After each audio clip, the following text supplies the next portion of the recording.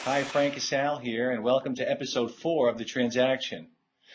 Well, if there's one thing that's tougher than 7 back-to-back service provider presentations, it's 7 back-to-back debriefing sessions. So in episode 4, what you will get to see here and experience firsthand is Betty and her team at Kodak struggling through these debriefing sessions and attempting to whittle that long list down to a qualified short list with the help of the OI Dream Team. So hope you enjoy episode 4, and thanks for the positive feedback on previous episodes. Keep those cards and letters coming in.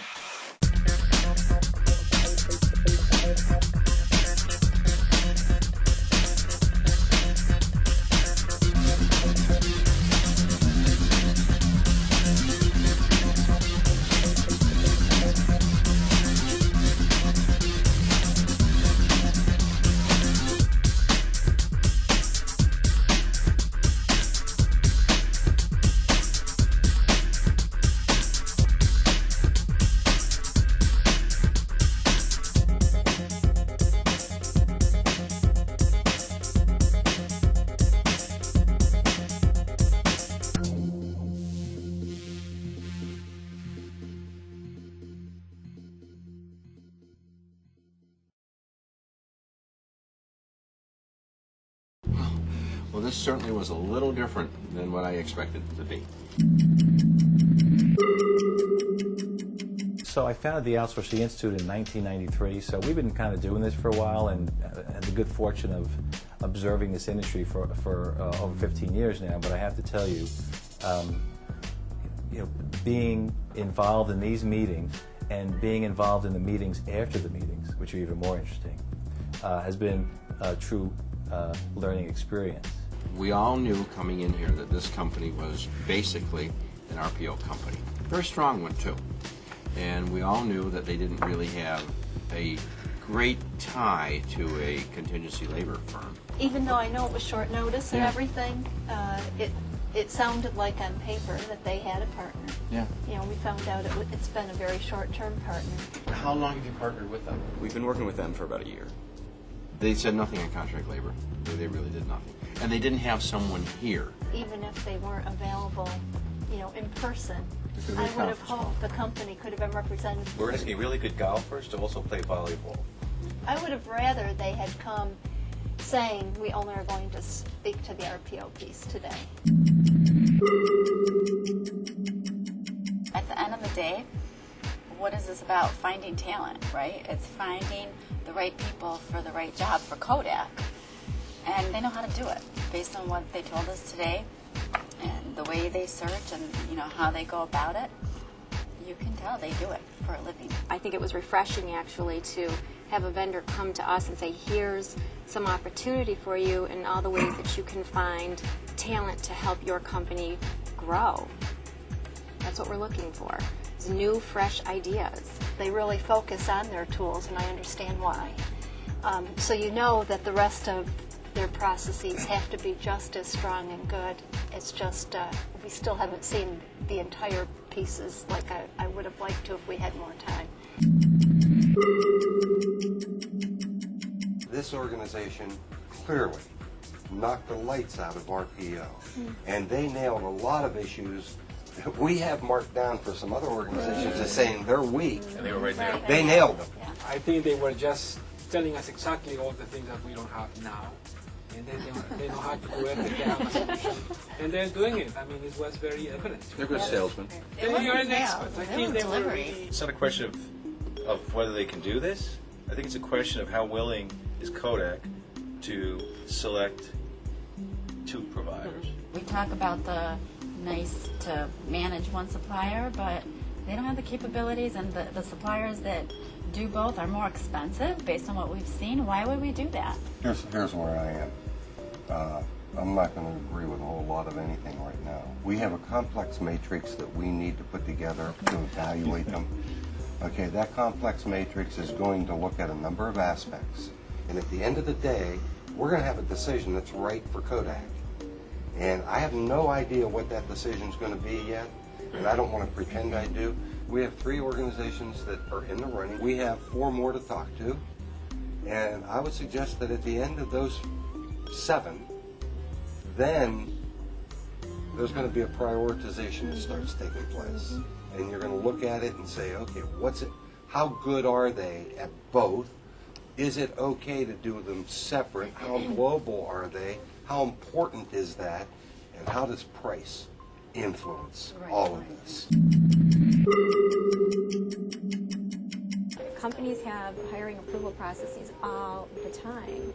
Is there a best-in-class solution on that approval process? I am not aware of a best-in-class.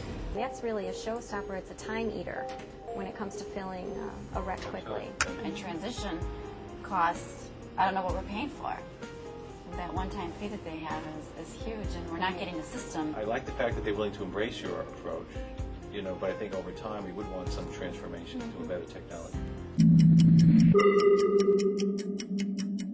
From the compliance standpoint, there was absolutely nothing. I'm looking for someone to lead me. I don't want to have to shove at a vendor each time there's a regulatory change. This is now what you have to do. When we asked him, he said, well, you tell us. Correct. We'll be happy to do. And it's what we don't want. Correct. Right? They're the experts. They know this business. They should be saying, hey, you know what? There's a new law. Did you guys think about this? And here's how we're going to implement it. An organization has a lot to lose if they don't bring compliance to the table right from the beginning. But let's be realistic, they could do it. They can do it. They can do it. They can do it. So you saw the big maps, you saw the arrows, the dots, all the right cities. They have the money, the muscle, they have the people, they've done this before. Whether they can do it better than the others is yet to be determined.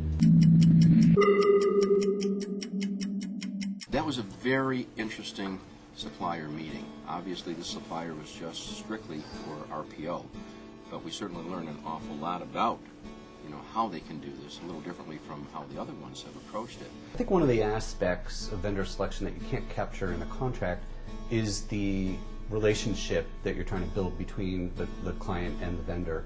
So to the extent that the vendor has similar philosophy, culture, attitude, approach, I think they're going to have a step up in selection process. This supplier was the first supplier that I've seen that really did in-depth homework on Kodak. Really looked at your organization, looked at things around your organization, literally went into some of what you have going on and made recommended changes right here today. This is the only company so far that has been consistent from our short meeting in New York City to the response to the RFP to their presentation today. Their pricing was not even a ballpark, a different ballpark, a different sport. Right, right. They didn't do a whole lot of work around working with their finance folks to really put a good proposal together. When I asked him specifically about the pricing, about setting up all these little teams and things, and he said, well, we'll figure all that out. I wanted him to relay to me, to the team, based upon experience, maybe about $7,000, $8,000. Oh, okay, there's a number, thank you. Factual. They don't know where the offices are, they had to look them up. Do you have offices here in Rochester? Yes. Yeah. Where specifically? Yeah, rule number one. And they still didn't know them today. And so it really makes you wonder what kind of a team you're really going to have, even after the implementation occurs. So I'm really concerned about their capability. You got the sales team today. You got the corporate sales team. Right. You didn't get the people who are doing this for you. And they haven't identified those people yet. That's right. They haven't identified. They didn't even, but even if they hadn't identified them, that would be okay if they brought some representation to the meeting, right, so that you could get a sense of what it's like to These work people with we're going them. to work with. In my experience, vendors who don't bring to the table the team that's going to be there to manage and operationally deliver the deal put themselves at a huge disadvantage, because as a client, you want to know who your team is going to be going forward. He glossed over everything. He was not a lifer or a long-timer with this company. How do you believe that you won that deal? I confess, I've only been with the company for about 8 months. I don't know if they really understood us or what type of a situation this was really about, but they did not impress me other than the fact that it was nice to listen to them. Larry Heckathorn did us all a favor early on in this process, knowing that we had a bunch of people at the table, different perspectives, different opinions, and we could easily go round and round. And he made sure that we crafted up a checklist and that we relied more on science than on art. And he asked us from the beginning, he made us to commit to, stick to the process and trust the process. And I could see right now why he had us do that. You want to get it done, keep everything fresh in everybody's mind so that you're not forgetting things you heard a few weeks ago. You want to stay focused on it. So I think the key is to take the emotion out of it.